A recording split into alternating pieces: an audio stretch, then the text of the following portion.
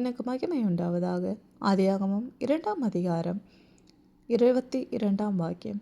தேவனாகிய கர்த்தர் தாம் மனுஷனில் எடுத்த விலா எலும்பை மனுஷியாக உருவாக்கி அவளை மனுஷனிடத்தில் கொண்டு வந்தார். அப்பொழுது ஆதாம், இவள் என் எலும்பிலும் எலும்பும் என் மாம்சத்தில் மாம்சமுமாயிருக்கிறாள். இவள் மனுஷனில் எடுக்கப்பட்டபடியினால் மனுஷி எண்ணப்படுவாள் என்றார். இதை நீங்கள் வாசிக்கும் பொழுது ஆண் முதலில் வந்திருக்கிறார், பின்புதான் பெண் வந்திருக்கிறார். இதை நீங்கள் சிந்தித்து பாருங்கள்.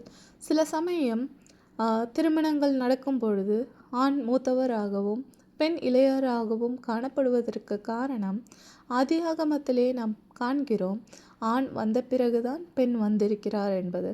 அதனால் கணவர் மூத்தவராகவும் மனைவி இளையவராகவும் தேர்ந்தெடுப்பதற்கு முக்கிய காரணம் வேதாகமத்தில் நம்மளால் பார்க்க முடிகிறது.